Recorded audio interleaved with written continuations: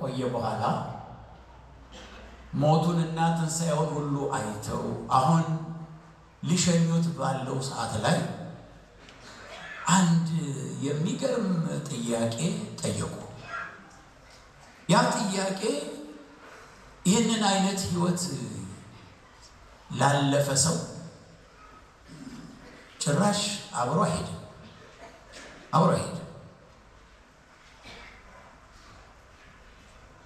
እና ጌታዊ በዚህ ወራት ለእስራኤል መንግስትን ትመልሳለህን አሉት። ይሄ ማለት ይህ ሐዋርያት የጠየቁት ጥያቄ የዘመኑ ዋና ጥያቄ ነበር ማለት ነው። ሌላው ተራው ሰውማ ይሄን ጥያቄ ሊያገኘው በምን አይነት ሁኔታ ሊጠይቀው እንደሚችል አስባለሁ። እነዚህ ሰዎች እንኳን ከኢየሱስ ጋር በዚህ ደረጃ የኖሩ ሰዎች ከጠየቁ ሌላውን ሰው በሙሉ ናላውን ያዞረ፣ ጭንቅላቱን በሙሉ የተቆጣጠረ፣ መንፈሱን የተቆጣጠረ ከባድ ጉዳይ እንደነበረ ይታወቃል። ያ ጥያቄ የበላይነትን የያዘበት ዘመን ነበር። ኢየሱስ ግን ያን ጥያቄ ወደ ሌላ አዞረው።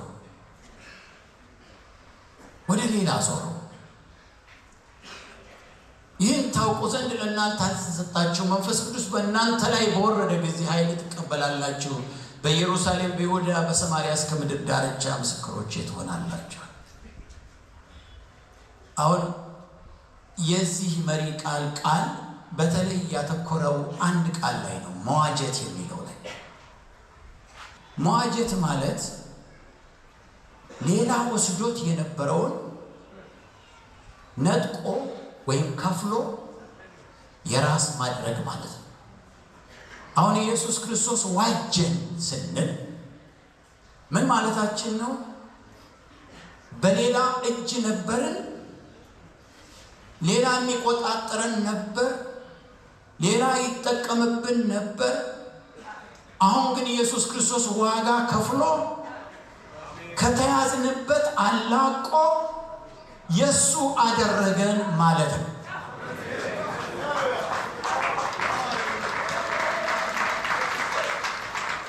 ስለዚህ መዋጀት የሚለው ቃል ምን ማለት ነው?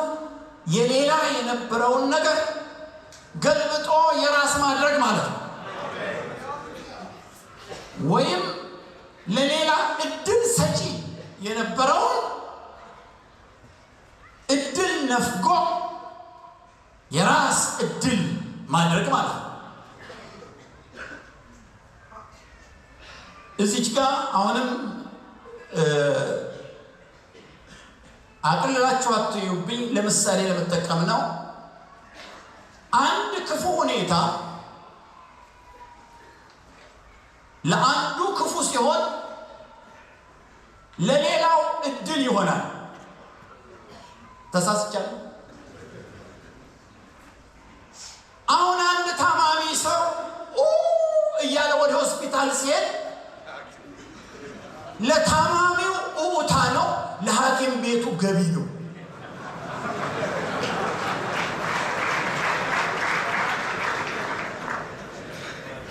ለዚህ ነው አንድ ክፉ ሁኔታ ለአንዱ ክፉ ሲሆን ለሌላው እድል ነው።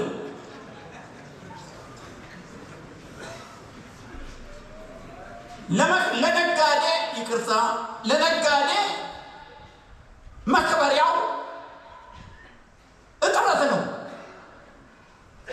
እጥረት ነው።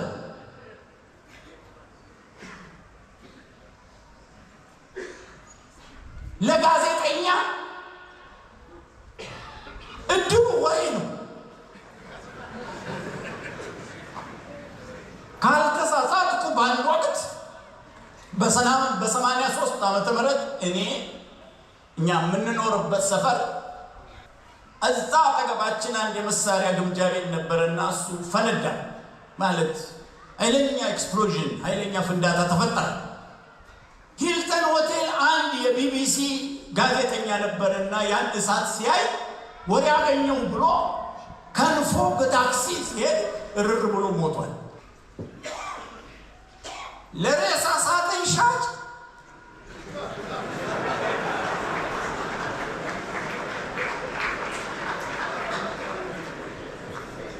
ታውቃላችሁ ገበያው ማን ላይ እንደተቀመጠ።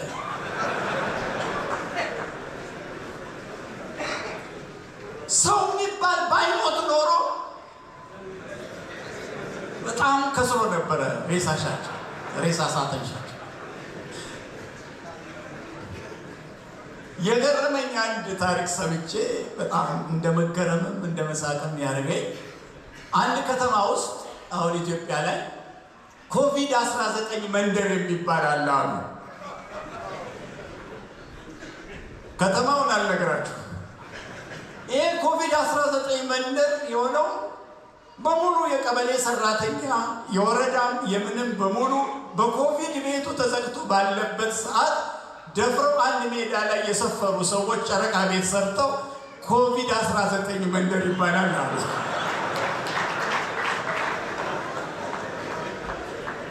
አሁን እንደውም ሰምቻለሁ ካርታ ወጥቶላቸው ጸንቶላቸዋል አሉ።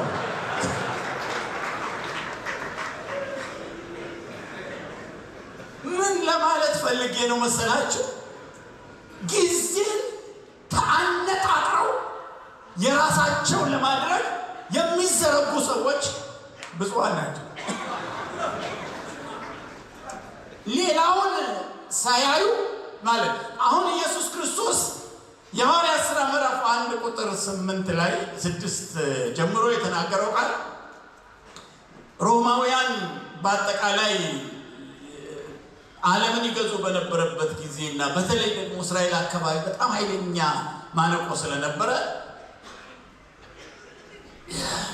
ቲንስ እንደምናገረው አላውቅም። እግዚአብሔር ያንን ማነቆ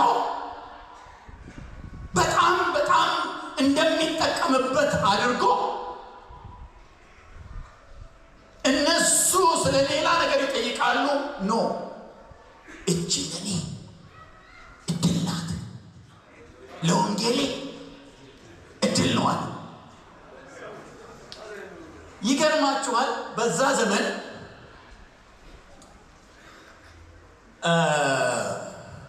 ሮማውያን አገርን ለመግዛት ያልሰሩት መንገድ አልነበር። እንደ ዛሬ ሸንገን እንደሚባለው ቪዛ በሮማ ግዛት በአጠቃላይ ያለምንም ኬላ ይኬድ ነበር።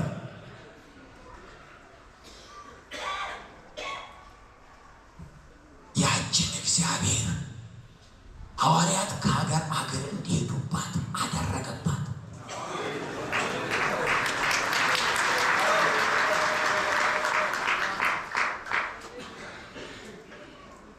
ኢየሱስ ይመስገን። እስቲ ወደ ማቴዎስ ወንጌል ምዕራፍ 24 እንሂድ። የማቴዎስ ወንጌል ምዕራፍ 24 ላይ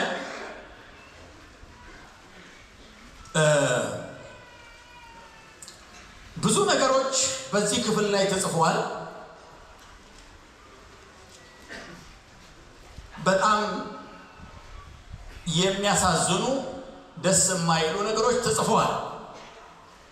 ቁጥር 9 ጀምሬ በዚያም ጊዜ ለመከራ አሳልፈው ይሰጧችኋል፣ ይገድሏችሁማል። ስለ ስሜም በአሕዛብ ሁሉ የተጠላችሁ ትሆናላችሁ።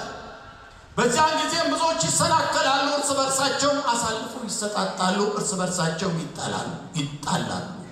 ብዙ ሐሰተኞች ነቢያትም ይነሳሉ፣ ብዙዎችንም ያስታሉ።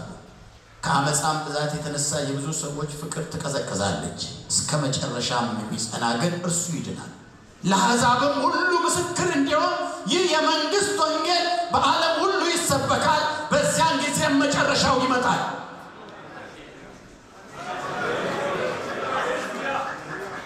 ከዚህ ቀደም ብሎ ያሉ በጣም የመጨረሻው ዘመን የሚያመጣቸው ጦሮች፣ የጦር ወሬዎች፣ የምድር መንቀጥቀጦች፣ ረሃቦች፣ ችግሮች፣ ቸነፈሮች፣ የሐሰተኛ ነቢያቶች መፈልፈል፣ በግፍ መፈልፈል፣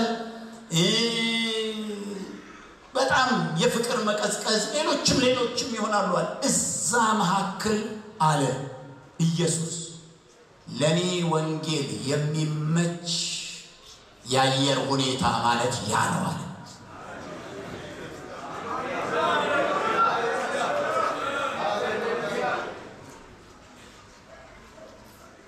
ሃሌሉያ። የኔ ወንጌል የሚሰበከው ሐሰተኛ ነቢያት በፈሉበት ምድር እረፍትና ጤና በሌለባት በብዙ ምስቅልቅል መካከል ምስክር እንዲሆን ይህ የመንግስት ወንጌል በዓለም ሁሉ ይሰበካል፣ መጨረሻውም ይሆናል። ሃሌሉያ።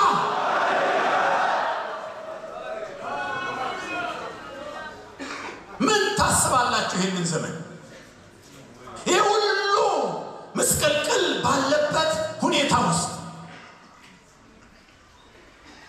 እግዚአብሔር ወንጌሌ እንዲሰፋ ከአገር እስከ አገር እንዲሄድ ጽዮን እንድትወርስ የኔ ምቹ ጊዜ ይሄ ነው አለ እግዚአብሔር። የእናንተስ? ለእግዚአብሔር ምቹ የሆነው ጊዜ ለእኛ ምቹ ነው። አንድ ምሳሌ ልጥቀስ። እዚህ ብዙ ሰው የገበሬ ልጅ ስለሆነ በተለይ ጤፍን አስመልክቶ አንድ ነገር ልናገር። ጤፍ የሚባል እህል የሚወደው የአየር ሁኔታ በጣም ይገርማል። ጭልቅልቅ ያለ ጭቃ ነው የሚወደው። ጭልቅልቅ ያለ ይሄ ቱቱቱ ያለበት አይደለም የሚወደው። ይሄ እንደው የተርከፈከፈበት አይነት ዝናብ አይደለም የሚወደው። ይሄ የሐምሌው የሰኔው አይደለም የሚወደው፣ የነሐሴውን ነው የሚወደው። ይሄ ወንጌል የሚወደው ሰዓት አለ፣ የሚበቅልበት ሰዓት አለ፣ አሸንፎ የሚወጣበት ሰዓት አለ። ያ ሰዓት ማለት አሁን ነው። ያ ሰዓት ማለት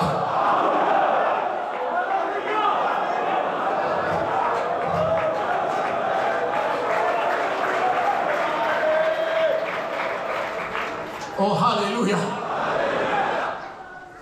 በዛ ጭምልቅልቅ ባለ ሰዓት ላይ ኃይለኛ ዝናብ ፈጽሞ ፀሐይ የሚባል ነገር የማይታይበት ብርዱ እንደተተተተተተ በሚያደርግበት ሰዓት ላይ ጨክኖ ሱሪውን ሰብሰብ አድርጎ ያኛውን የዘናጭ ጫማውን አውልቆ በሬዎቹን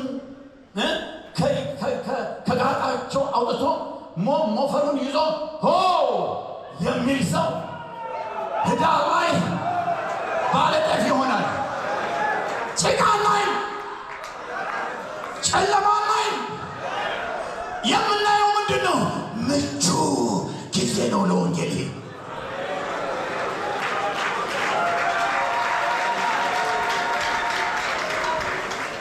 ኦ ሃሌሉያ። ከእግዚአብሔር ሰዓት ጋር እንስማማለን? ኧረ አባቶች እንስማማለን ወይ? ኦ ሃሌሉያ። እግዚአብሔር የተመሰገነ ይሁን። ስለዚህ በብዙ ድብልቅልቅ መካከል እግዚአብሔር ድብልቅልቁን ለወንጌል ስርጭት እድል ነው አለው። ልክ ሞት ለሬሳ ሳጥን ሻጭው እድል እንደሆነ ለእኛ ይህ ዘመን እድል ሆኖ የተሰጠን ነው።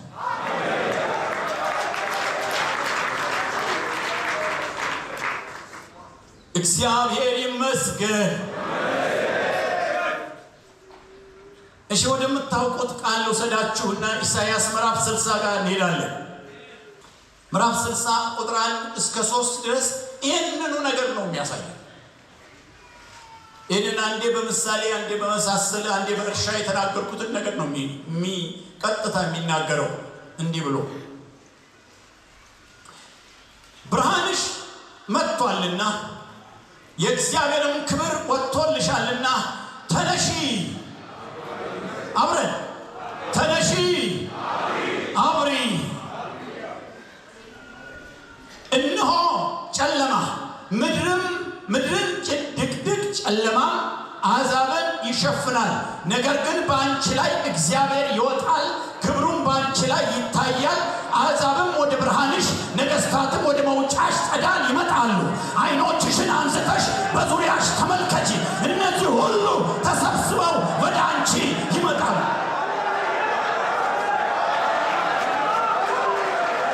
ሃሌሉያ! መቼ በጨለማው ጊዜ ብርሃንን በጣም ጉልበት የሚሰጠው ብርሃንን ትኩረት የሚሰጠው ምን ይመስላችኋል? ለብርሃን ትልቅ ትኩረት የሚሰጠው ትልቅ ድንጋጤ የሚፈጥረው ምንድን ነው? ስለዚህ ለብርሃን እድሉ ምንድን ነው?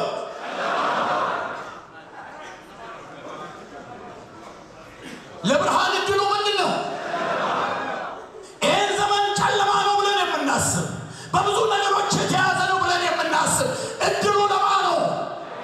ለወንጌል እድሉ ለማ?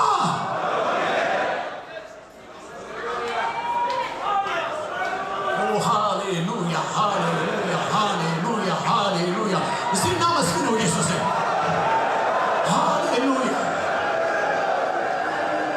አያችሁ፣ ኢየሱስ በመጨረሻው ዘመን ጭልምልም ባለበት ነገሮች በዓለም ላይ በጣም ምንድነው የሚባለው ጭጋግ በተለያየ አቅጣጫ ጭጋግ በለበሱበት ጊዜ ወንጌል ይሰበካል፣ መጨረሻውም ይሆናል ያለበት ምክንያት በድቅድቅ በጨለማ ብርሃን ይብራ ያለ እግዚአብሔር ስለሆነ። ኦ ሃሌሉያ! ኦ ሃሌሉያ! ኦ ሃሌሉያ!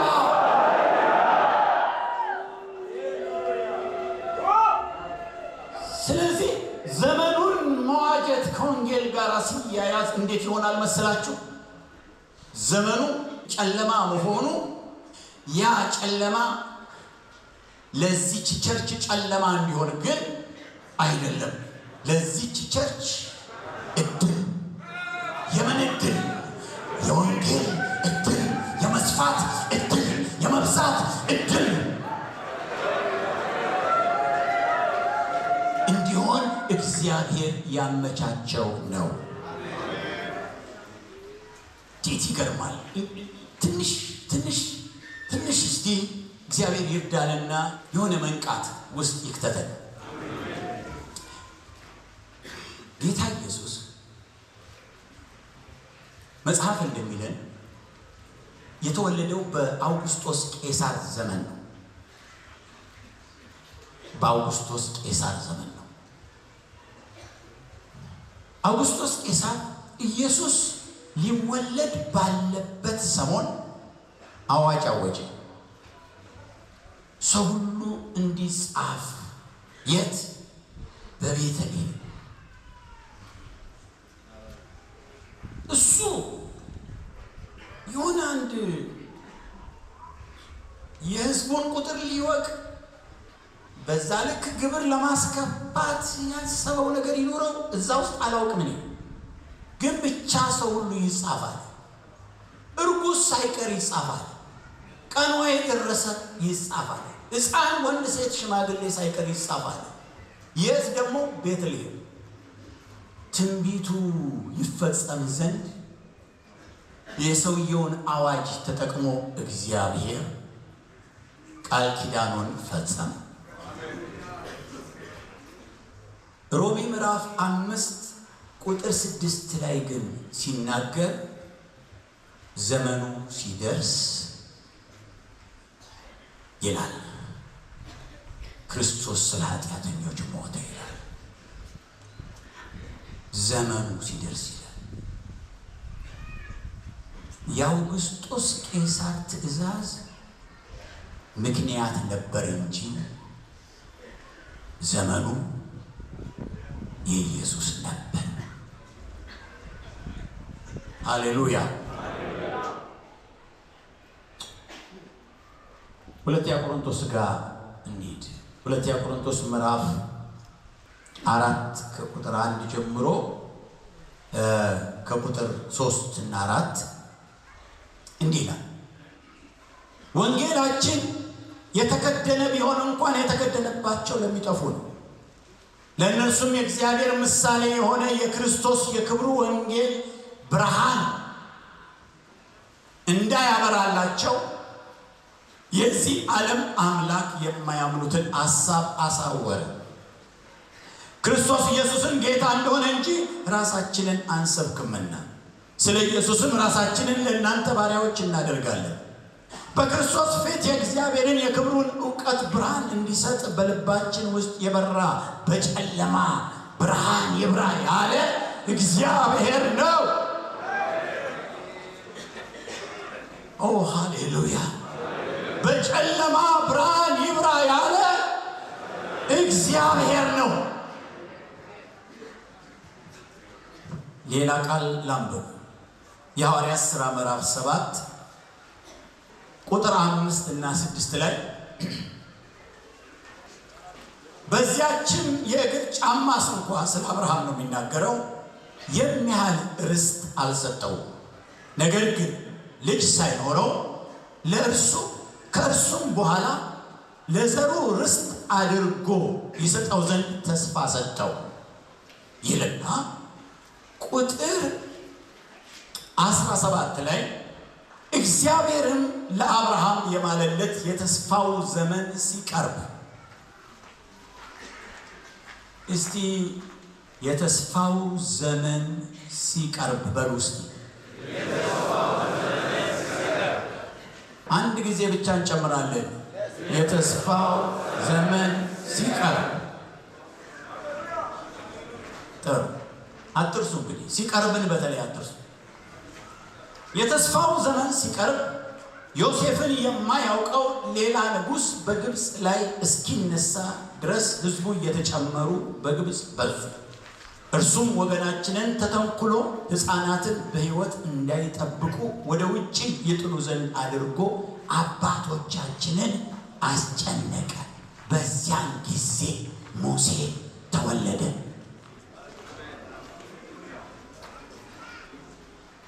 እግዚአብሔር ለአብርሃም የማለለት የተስፋው ዘመን ሲቀርብ ምንድን ነው የተፈጠረው? ሲቀርብ ምንድን ነው የተፈጠረው? ምንድን ነው የተፈጠረው? ሲቀርብ ጭንቅ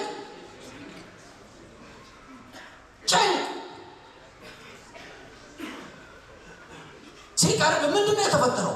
ጭንቅ። ፈርዖን በጣም የሚያሰቃይ የሆነ በዚያ ጭንቅ ውስጥ ልጆች የሚባሉ ወንዶች ልጆች ተወልደው እንዳያድጉ አዋጅ ወጣ። በዚያ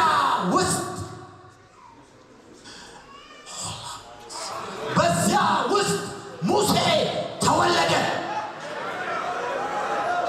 ሾልኮ ወጣ። አንድ የተወለደ እኔና እናንተ በዚህ ውስጥ የተወለድን ሙሴዎች ነን።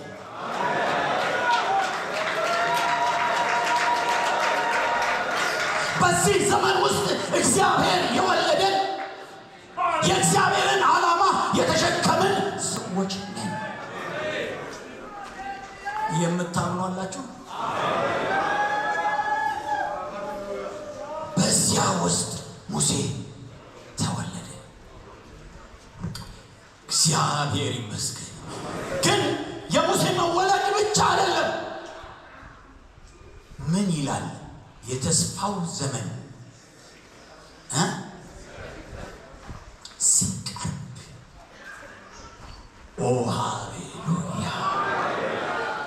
መፈጸሚያው ሲቀርብ፣ ቃል ኪዳኑ ሊፈጸም ወር እንደገባባት ሴት ሲሆን ሲያልቅ ሲፈጸም ውጭው ጭንቅ ነው።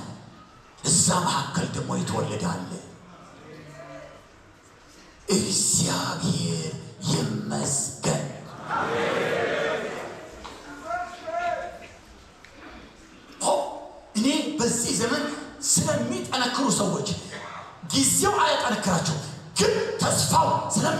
የምናገራቸው ሰዎች እግዚአብሔር ይመስገን፣ እግዚአብሔር ይባርካችሁ። እነዚህ የሙሴን ወላጆች በጣም እደነቃለሁ።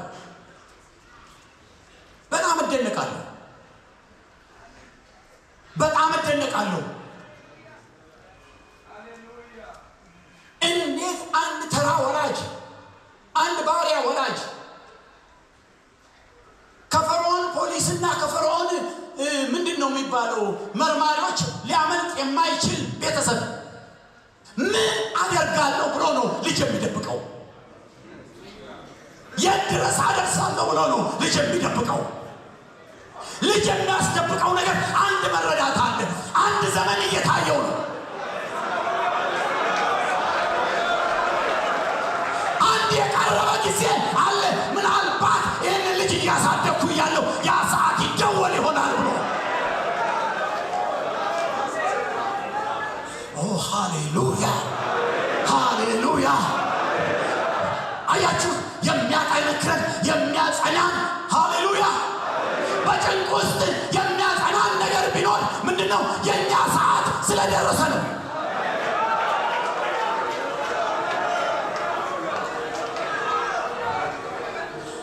ሃሌሉያ ሃሌሉያ።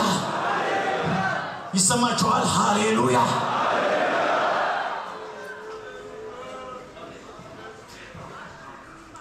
እስከ መጨረሻ ነው ሄዱት። ልጁን ደበቁ። የሆነ የእግዚአብሔር ነገር እንዳለበት አዩ። እዛ ውጪ ሰው እያለቀ ነው፣ ግን ሰዓት ደግሞ እየታየ ነው። ዘመን እየታየ ነው። የዘመኑ ፍጻሜ ደግሞ እየታየ ነው። ሊገለበጥ ስለሆነ ማለት ነው። ነገሮች ሊገለባበጡ ስለሆነ ሃሌሉያ። ልንገራችሁ፣ ብዙ ነገሮች ይገለባበጣሉ።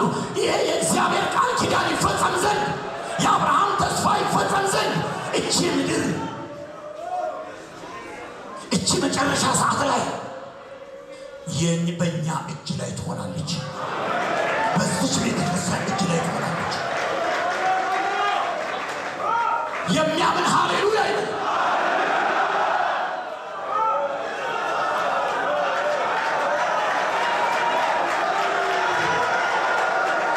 ሃሌሉያ ሃሌሉያ ሃሌሉያ ሃሌሉያ።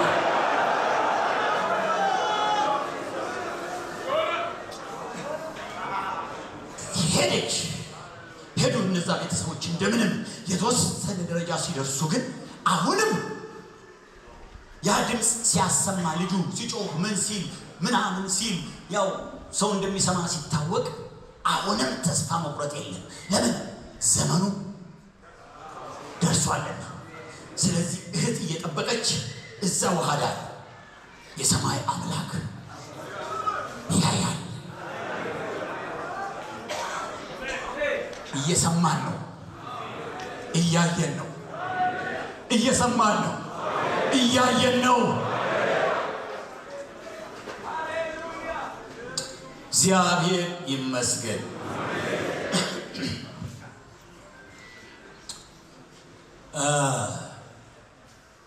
በኢሳይያስ ምዕራፍ 60 ላይ እንዳየነው ድቅድቅ ጨለማው ለቤተ ክርስቲያን ብርሃኗን የማብሪያ እድሏ ነው።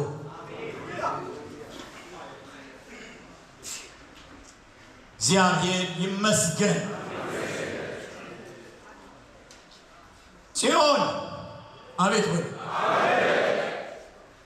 የጨለማውን ዘመን ብርሃንሽን የማብሪያ ዘመን አድርገሽ ለውጭ።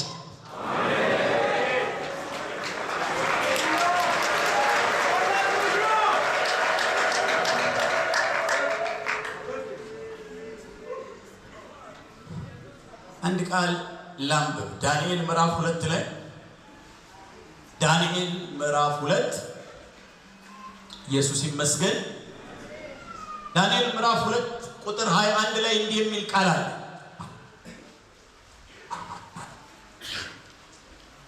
ክብር ለኢየሱስ ይሁን። ጥበብና ኃይል ለእርሱ ነውና የእግዚአብሔር ስም ከዘላለም እስከ ዘላለም ይባረክ ይልና ጊዜያትንና ዘመናትን ይለውጣል። ይለውጣል በሉ። ጊዜያትንና ዘመናትን ይለውጣል በሉ። ጮኻችሁ ጊዜያትንና ዘመናትን ይለውጣል።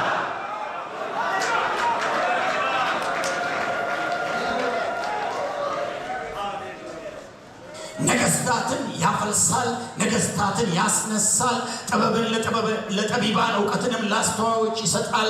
የጠለቀውንና የተሰወረውን ይገልጣል፣ በጨለማ ያለውን ያውቃል። ዘመናትን ይለውጣል።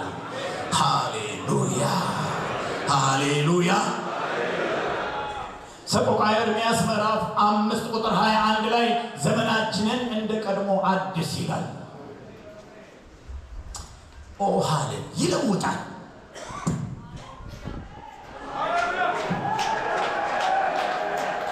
የማይቻል የሚባለውን መራራ የሚባለውን ጊዜ እግዚአብሔር ለጽዮን ግን ጣፋጭ ያደርግላታል።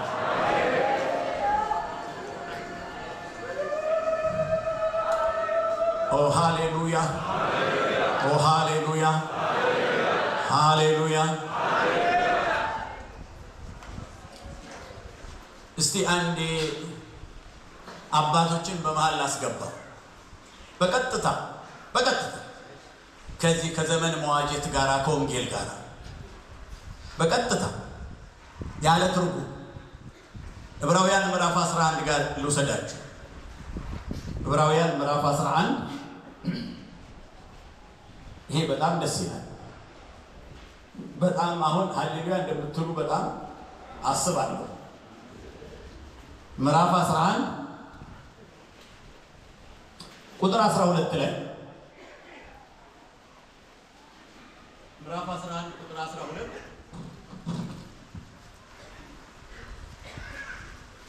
ስለዚህ ደግሞ በብዛታቸው እንደ ሰማይ ኮከብ እንደማይቆጠርም በባህር እንዳለ አሸዋ የነበሩት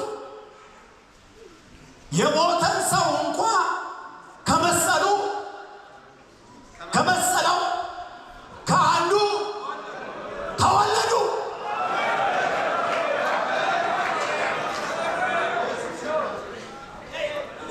የጃጀ ቢኖር ደስ ይለኝ ነበር።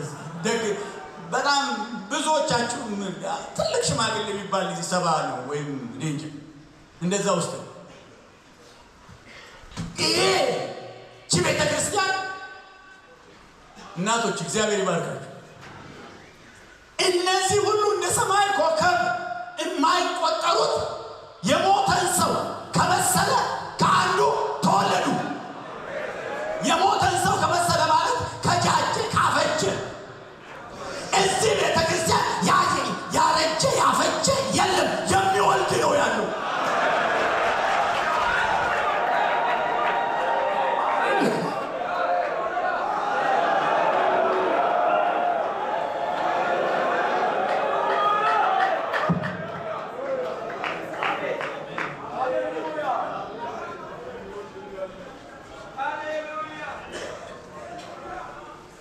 ሽምግልናው ለእግዚአብሔር ሲዋጅ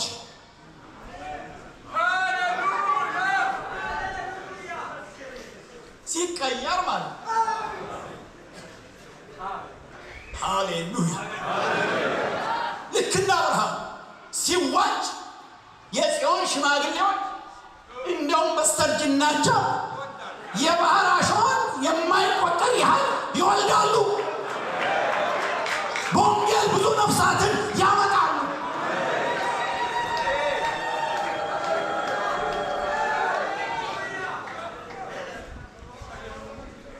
የእርጅና የማይመቹ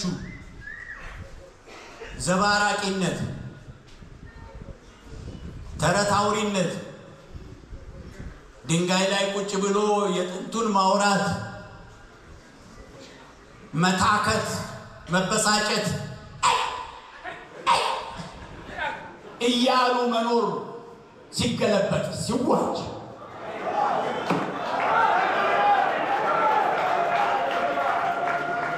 የሞተውን ሰው ከመሰሉ ከአንዱ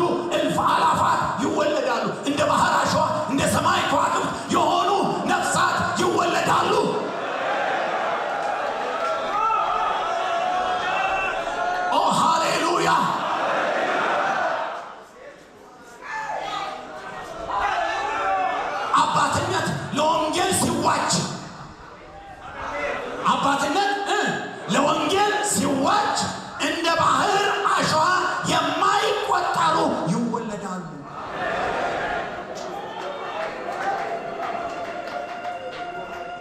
እንዴት ይቀይራል!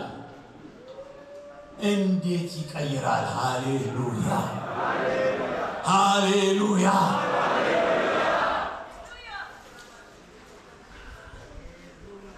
ይገርመኛል አንዳንድ ቃል የሚገርም። አሁን ዳንኤል ምዕራፍ 9 ቁጥር 25 ላይ ዳንኤል ምዕራፍ 9 ቁጥር 25 ላይ በጭንቀት ዘመን ኢየሩሳሌም በጭንቀት ዘመን ከጎዳናና ከቅጥር ጋር ትሰራለች።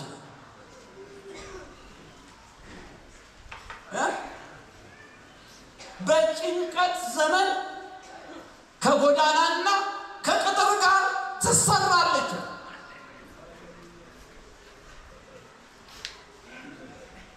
በጨለማ ብርሃን ይብራ ያለ እግዚአብሔር ነው። ዘመናትን የሚቀይር እግዚአብሔር ነው። የጭንቀን ዘመን የጽዮን መሰሪያ የሚያደርግ እግዚአብሔር ነው።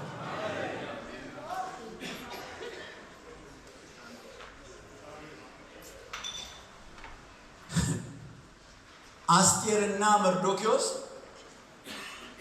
የመጥፋትን ዘመን የመስፋት ዘመን አደረጉት።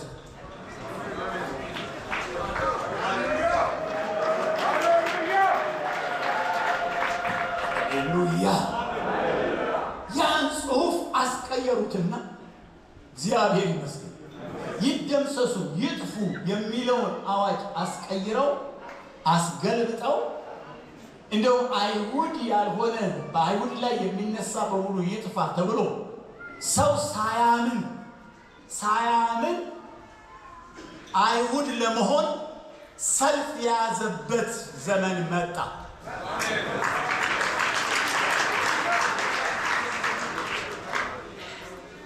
ይቀይራል እግዚአብሔር፣ ይቀይራል፣ ይለውጣል እግዚአብሔር።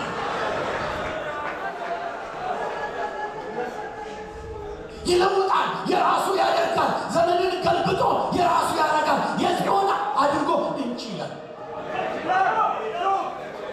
ይገለብጥና እንጂ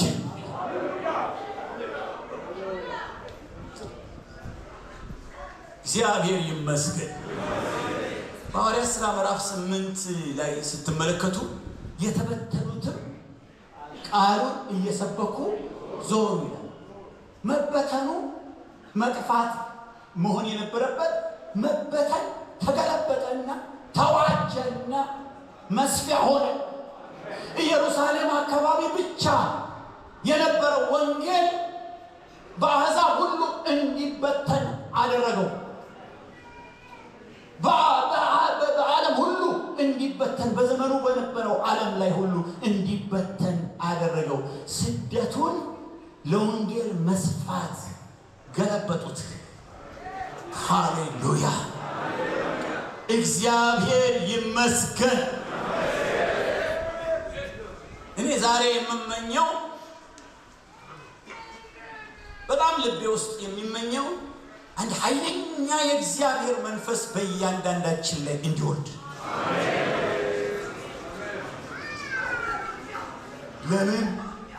ለምን የሆነ አንድ እንዲህ የሚገለብጥ ነገር አለ።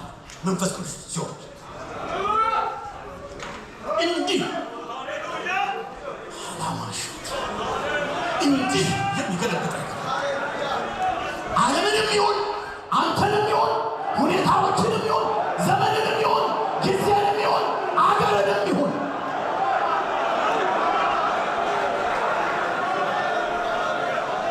ሃሌሉያ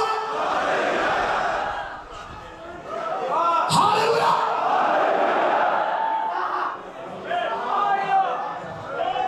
አንድ ግልብጥ የሚያደርግ ነገር አለ። ያ ደግሞ መንፈስ ቅዱስ ነው። በሐዋርያት ሥራ ምዕራፍ 4 ላይ እንደምታውቁት ገና ትኩስ የቤተ ክርስቲያን ገና መተከል በዚህ ምድር ላይ መተከል ገና እንደጀመረ አነቃነቀ። ኢየሩሳሌምን በሙሉ አነቃነቀ። ይሄ ትምህርት፣ ይሄ ወንጌል፣ አንተ ያዝከው ወንጌል፣ አንቺ ያዝሽው ወንጌል ሌላ እኮ አይደለም። አነቃነቀ። የኢየሩሳሌምን ቤቶች በሙሉ ያው ሼክ አረጋቸው። የካህናቶቹን ቤቶች እንዳለ አንቀጠቀጣቸው። ምኩራቦቹ በጠቅላላ ተንቀጠቀጡ።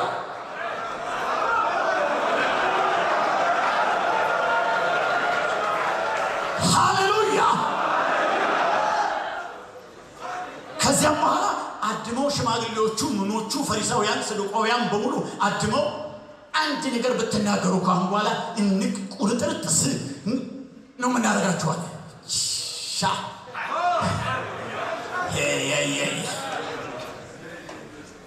ከዚህ አወጁ እንዳትናገሩ አሉ።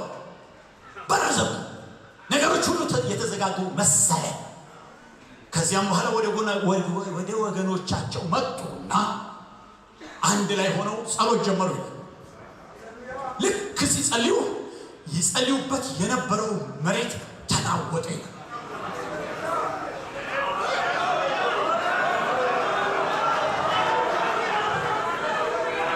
ሃሌሉያ። መሬቱ ጭምር ተናወጠ፣ ቀየረ፣ እንትኑን ቀየረ።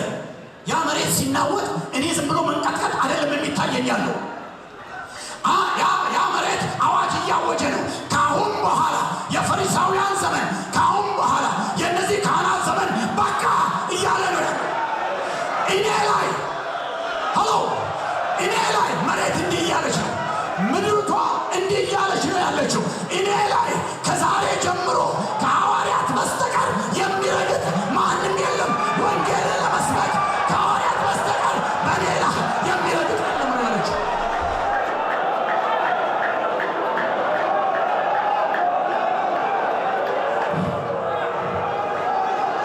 ሃሌሉያ ሃሌሉያ።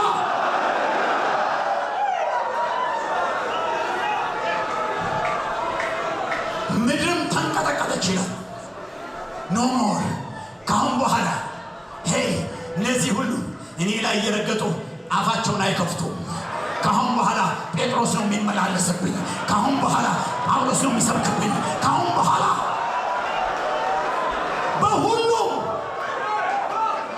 በሁሉም መንፈስ ቅዱስ ሞላባቸው፣ የእግዚአብሔርንም ቃል በድፍረት ተናገሩ ይላል።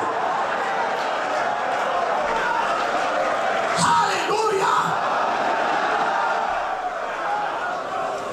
ሃሌሉያ። ዛቻውን ጥሶ ሃሌሉያ፣ ሌላ የሚያስፈራውን ነገር ሁሉ ጥሶ ያን ግንብ ሁሉ ሰብሮ የሚያሳልፍ የሚያናግር መንፈስ ዛሬ በአንተ ላይ በአንቺ ላይ ይውረድ። ሃሌሉያ ሃሌሉያ ሃሌሉያ ሃሌሉያ ሃሌሉያ ሃሌሉያ ሃሌሉያ ሃሌሉያ ሃሌሉያ ሃሌሉያ ሃሌሉያ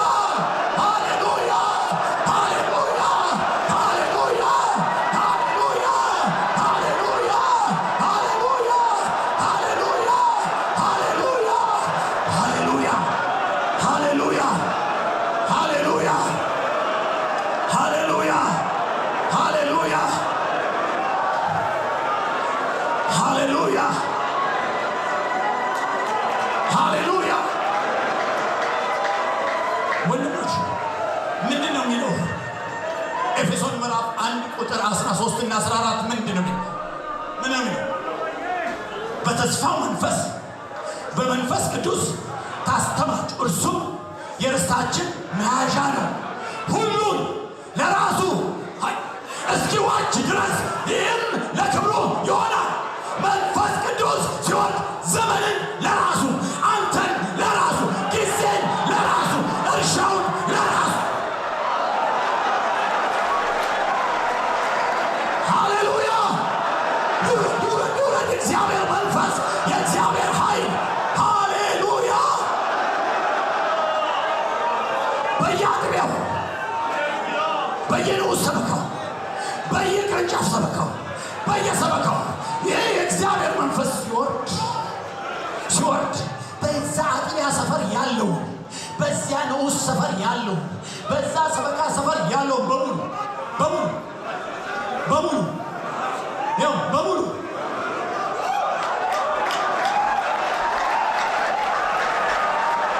ይዋጃል።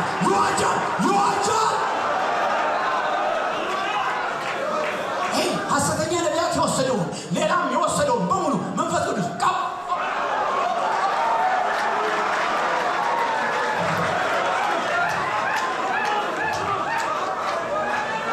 በበዓለ ሃምሳ እንደሱ አይደል ወይ? መንፈስ ቅዱስ እዚህ ወረደ። በኢየሩሳሌም በዛ በደብሩ ላይ ወረደ። እዛ ማዶ የሚጸለይ ነበር አይደል? ማንም የጠራቸው የለም። መንፈስ ቅዱስ ምን ማለት ነው? የሚዋጅ ነው። የተወሰደ የሚመልስ ነው። እዚህ እየወረደ እዚህ በልሳን እያናገረ እዚህ ኃይል እየሆነ እዛ ደግሞ ሄዶ የታመልጫለሽ ነይ ብሎ ሃሌሉያ! እውነት አይደለም? ኢትዮጵያ ላይ የእግዚአብሔር መንፈስ መውረድ ጀምሯል። በኃይል ሲወርድ ይህ አጎራባች ሀገር አፍሪካ ላይ ያለው ስሙ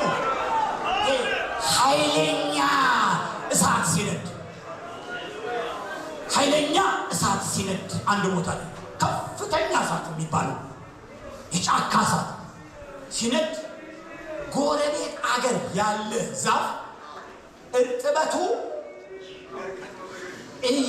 እንትን ከለሩን እየቀየረ አረ ሊመጣብኝ ነው።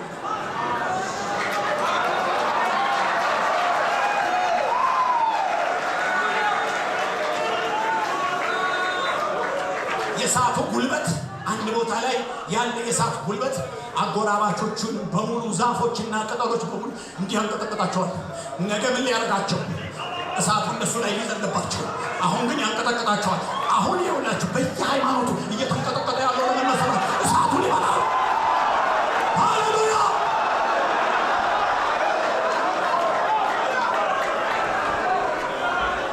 የእግዚአብሔር ሕዝብ ይህን ዘመን እግዚአብሔር ለወንጌል ለዚች ቤተ ክርስቲያን ሰጥቷል የምትሉ የምታምኑ እውነት ነው የምትሉ ሃሌሉያ አረበሉ።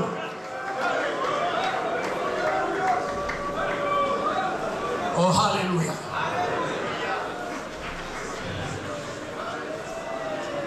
ብዙ አላቆያችሁ ግን አንዳንድ ነገሮች ይታያችሁ ብዬ ነው። ይታያችሁ ያለንበትን ዘመን ሁኔታ እንየው። አስቸጋሪ ሁኔታዎች፣ አስቸጋሪ ጊዜዎች ኢየሱስ ወደሚከብርበት ነገር ሲገለበጡ ይሄ ነው ዋን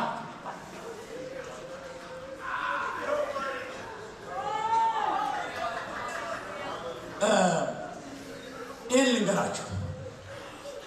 ትውልድ በዘመናት ትውልድ ወደ እግዚአብሔር እርሻ ወደ እግዚአብሔር መንግስት እርሻ በተለያየ ጊዜ እየተፈራረቀ ገብቷል። ከአብርሃም ምን ጀምር ካላችሁ መጀመር ትችላላችሁ።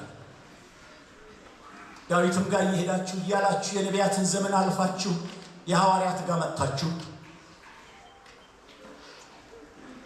የምናገረውን ነገር እሱ እየሰማኝ ስላለ በትዕቢት እንደማልናገረው ያውቃል የኔ ጌታ። በፊት አፈር ሆኜ ነው የምናገረው፣ ግን እውነቱን ነው የምናገረው።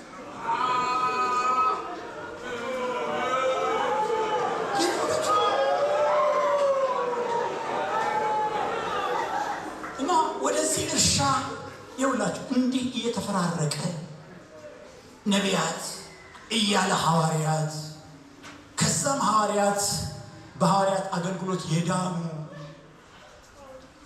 ፖስት አፖስቶሊክ ኤጅ የሚባለው ይሄ ይቅርታ በዛ መናገሬ እያለ ከዛ የጨለማ ጊዜ ከዚያም በኋላ እግዚአብሔር የመጨረሻው ሰዓት ላይ ከመምጣቱ በፊት አንድ ጉብኝት አድርጎ እግዚአብሔር እኛን በዛ ጉብኝት ዘመን ጠራን።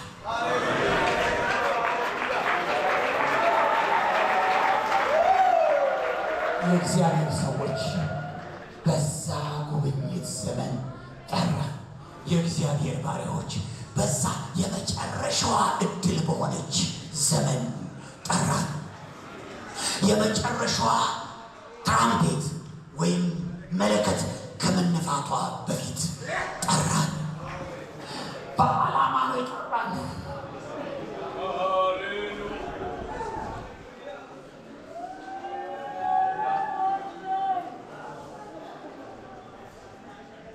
በፊት የተቀጠሩት አስተውላችሁ ስሙ።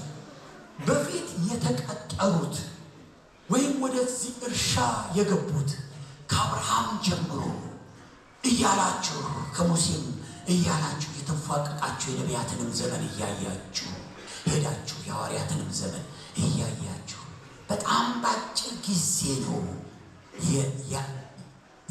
የጨለመው። ከ33 ዓመተ ምህረት እስከ 70 ድረስ ብቻ የተንቀሳቀሰ እንቅስቃሴ ነው።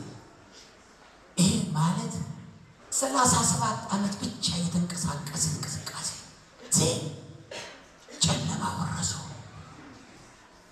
እግዚአብሔር ለዚች ምድር አንድ የመጨረሻ እድልን እግዚአብሔር አበራ። በዛ እድል ውስጥ እኔ ተጠራሁ፣ አንተ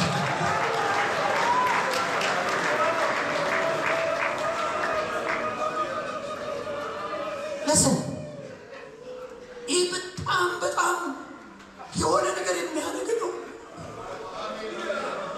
ዋይሚ ለምን እኔ እሄዳለሁ? እና አንድ ይሄንን እንደያዛችሁልኝ እንደ ምሳሌ ኢየሱስ ክርስቶስ የተናገረውን የእግዚአብሔር መንግሥት ለወይኑ እርሻ ማልዶ ሰራተኞችን ሊቀጥር የተነሳን ሰው ትመስላለች። ተሳስቻለሁ። የመጀመሪያዎቹን በጠዋት በማለዳ 3 ሰዓት ቀጠረ። ቀጥሎ 6 ሰዓት ቀጠረ። ቀጥሎ 9 ሰዓት ቀጠረ። ቀጥሎ ሊያልቅ 11 ሰዓት ላይ ቀጠረ። ለክፍያ 1 ሰዓት ሲቀር ልክ አይደል?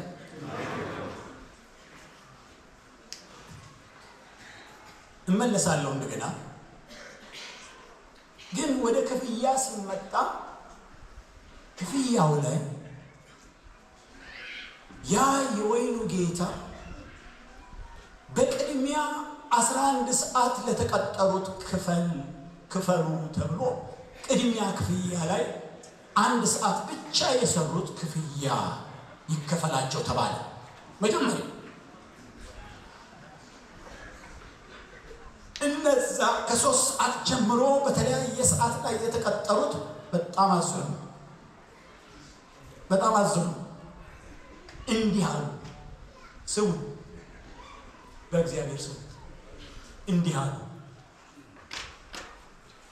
እኛ ሐሩሩን የቀኑን ሐሩር ዝናቡን ውርጩን ችለን እስከዚህ ሰዓት ድረስ ቆይተን ከነዚህ 1 ሰዓት ከሰሩት ጋር አስተካከልከን አሉ።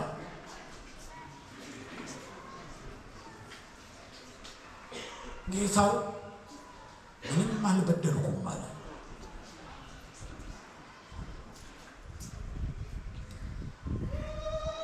የእግዚአብሔር ሰዎች እዚህም ያላችሁ ወዳጆቼ፣ ጓደኞቼ እግዚአብሔር እስካሁን ድረስ እዚህ እርሻ ላይ የተከናወነ እንቅስቃሴ ቅድም ብያችኋል። ከአብርሃም ዘመን ቆጠሩ እያላችሁ ሂዱ የነበረ እንቅስቃሴ በአብላጫው የጉዳት፣ የስደት፣ የመከራ መቀበል፣ አለማግኘት ታሪክ፣ የስራ ታሪክ አለ። የስራ ታሪክ አይደለም፣ የመከራ ታሪክ፣ የስደት ታሪክ፣ የፈተና ታሪክ፣ የእምቢታ ታሪክ ነው። የ11 ሰዓት ታሪክ ግን የድካም ታሪክ አይደለም፣ የስራ ታሪክ ነው።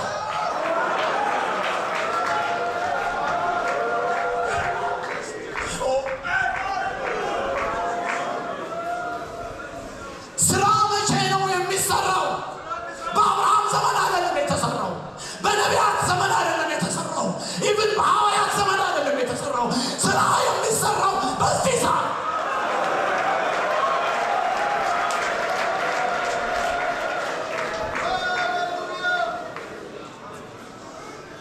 ስደቱ፣ መከራው፣ ፈተናው፣ ሪጀክሽኑ እነዚህ በሙሉ አለፉ። እነሱ እንዴት አይቆጠሩም አሉ። ግን የመጨረሻዎቹ ላይ ግን የወይኑ ጌታ አይን ስራው ላይ ለስራ የተሰጠ ጊዜ ነበረ። ያኛው የመከራ ጊዜ ነበር፣ የስደት ጊዜ ነበር፣ የሐሩር ጊዜ ነበር፣ የጭንቅ ጊዜ ነበር፣ የሪጀክሽን የመጠላት መቀበል አለማግኘት የነዛ ጊዜ ነው ያለፈው። አሁን ግን ጊዜን ዋጅቶ አመቻችቶ ስደትን ምንን አጥፍቶ እግዚአብሔር አሁን ለስራ አጭር ጊዜ 1 ሰዓት ብቻ ለኔና ለእናንተ ሰጥቶ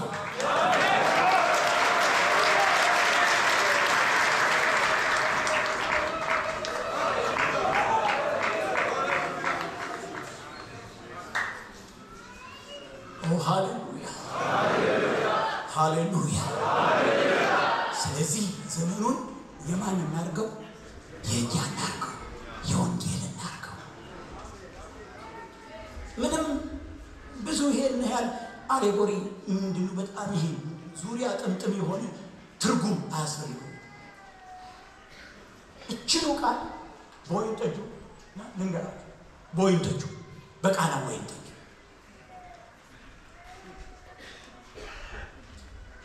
በቃና ሰርግ ላይ የመጀመሪያው ወይን ጠጅ የሰው አቅም ያዘጋጀው ነው። የሰው ድካም ያዘጋጀው ነው። የሰው ጥረት ነው በጣም የሚታየው። ለካደል የተፈጨው፣ የተቆላው፣ የታመሰው፣ የተጠመቀው፣ ምኑ የተጨመቀው ይሁን የሰው ጥረት ሞር ምን ያደርገው ነው? የገዘፈበት ነው። እሱ ደግሞ አለቀ። አሁን የሆነ ተአምር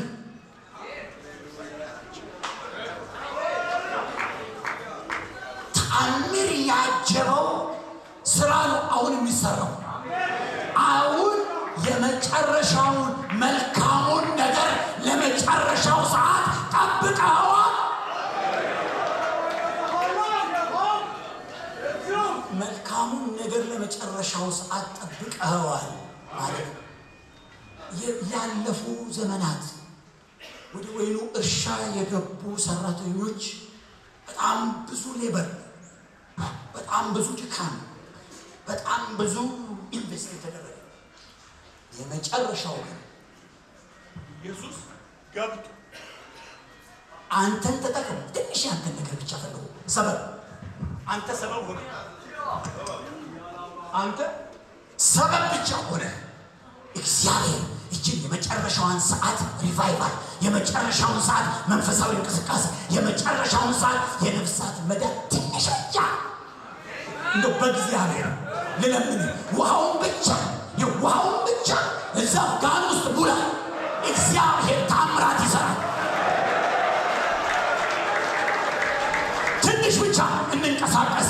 እንደ ድሮ አይደለም። እግዚአብሔር ዘመኑን አብሮ ስለሰጠን ኢየሱስ እጁን ስለዘረጋ ያንተ እጅ ስለማይሰራ የእሱ እጅ ስለሚሰራ መልካሙን ነገር ለመጨረሻው ሰዓት እግዚአብሔር ስለጠበቀው እውነት አሁን መላ የኢትዮጵያ ሐዋርያት ቤተክርስቲያን እናቶች፣ እህቶች ምን ገና ወንጌልን ለመመስከር ገና ወንጌልን ለመናገር አፋችን ሲከፈት እግዚአብሔር ቀለም አድርጎ እግዚአብሔር አፋችን ላይ ካፋችን ወጣቸዋል ውሃ ወደ ወይን ጠጅ እየቀየረ እየለወጠ ሰዎችን እየቀየረ በእልፍ አላፋት ሃሌሉያ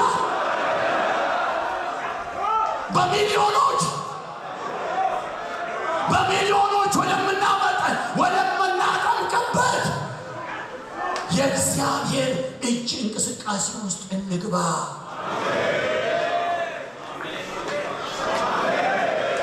እንደገና አሁንም እንደገና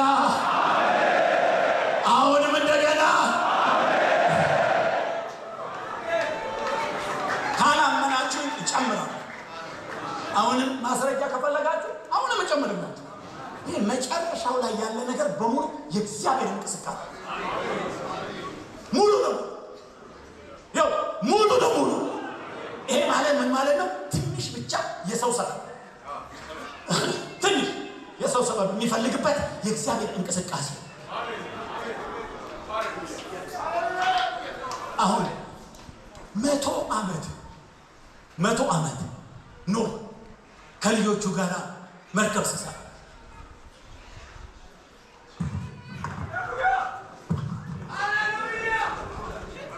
100 ዓመት ምን ታያላችሁ? እዛ ጋር የሰው ድካም፣ የሰው ጥረት፣ የሰው በጣም ቶታል ኮሚትመንት፣ የሰው ተስፋ ለመቁረጥ ታያላችሁ አይደል? የመጨረሻዋ ግን 7 ቀን ተራረቀ።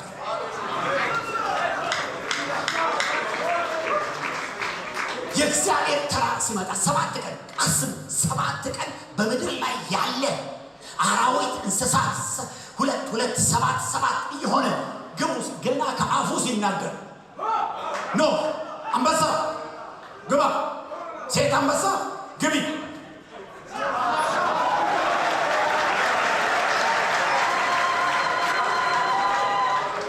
አሁን ዛሬ ከዓለም የጠፋው ዳይኖሰረስ ግባ።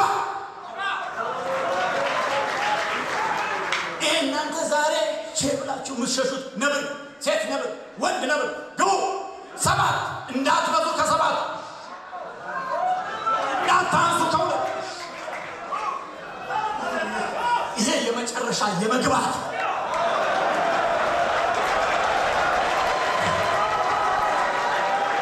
ያውላችሁ ያው መርከቡ በመስራት ጊዜ ይሄ ነው የሰራው።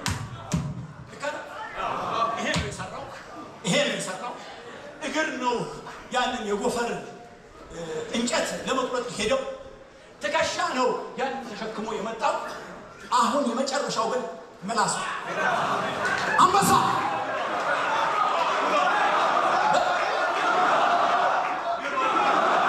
ቢሾፕ፣ ፓስተር፣ ዘማሪ፣ ጸላይ፣ የተራብክ የተጠማ ግባ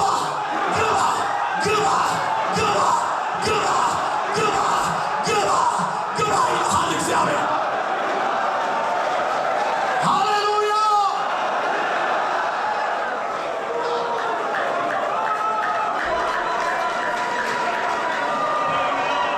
እዛ ሰዓት ላይ ነው ያለነው።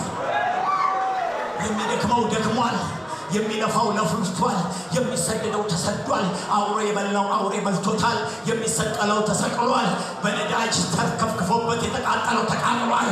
አሁን ግን የመጨረሻው የግባ አዋጅ፣ እንደገና ግባ፣ እንደገና ግባ። ምንድን ነው የሚለው? ያ ቃል እኮ ባለብዙ ባልና የቱ ዘመኑ ተፈጸመ ንስሐ ግቡ የሚለው ቃል ባለ ብዙ ባላ ነው። አንዱን ባላ ልናገር። አሁን ምን ማላችሁ? ዘመኑ ተፈጸመ። በቃ ዘመኑ ሌላ ነገር መስራት እንዳይችል ቆልፍ ያለው አንተ ሰይጣን አንድ ነገር እንዳሰራ ቆልፈንብሃል። ይሄ ጉባኤ ዛሬ ቆልፈብሃል። በርህን ለወንጌል ክፈት በጌታ በኢየሱስ ስም። በዓለም ዙሪያ ሁሉ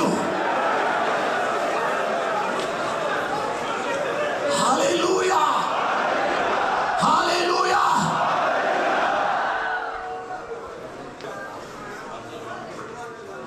ዮናታን የሚባለው የሳኦል ልጅ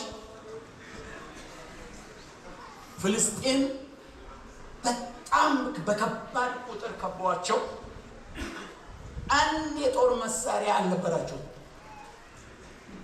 ከዮናታን እጅና ከጋሻ ጃግሬው እጅ ውጪ አንድም መሳሪያ አልነበራቸው። እስራኤል ተጨንቆ በሚሊዮን የሚቆጠር ፍልስጤም በከበባቸው ጊዜ ዮናታን ጋሻ ጃግሬውን እንዲህ አለው፣ በብዙም ይሆን በጥቂት ማዳን አይሳሩምና ና ወደ እነዚህ ቆላፋን እንውረዳለው። እኔ ካንተ ጋር ነኝ አለ። እውነት ይሄ ነው የቤተ ክርስቲያን መንፈስ። ከዚህ መንፈስ ጋር እኔ ያለው ትላላችሁ? እውነት እውነት ትላላችሁ? ትላላችሁ ወይ?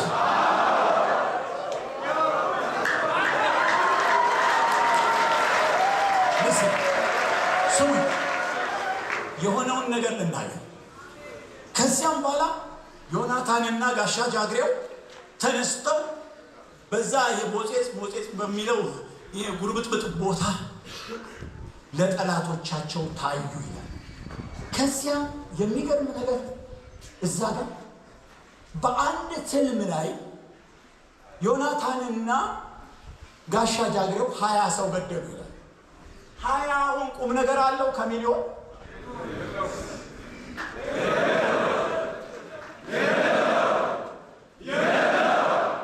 ምን ይላል ግን? ከዛ ቀጥሎ ምን ይላል? ልክ እነሱ ባለቻቸው አቅም በነበራቸው እጃቸው ላይ በነበረች መሳሪያ ሁለት ሆነው 20 ሲገሉ ሰማይ ተከፈተ። ሰማይ ተከፈተና በጠላቶቻቸው ሁሉ ላይ አንድ አደገኛ ሽብር እግዚአብሔር ፈጥሮ አንድ ብቻ ከሰማይ በበረዶ በምን ብሉ ብቻ ጠቅላላ ከምድሩ ጠላቶቻቸውን አጠፋ። አሁን እኛ ስንጀምር 20 ሊሆን ይችላል። ስለ 20 አትጨነቁ። 20 ተከትሎ የሚከፈት ሰማይ አለ።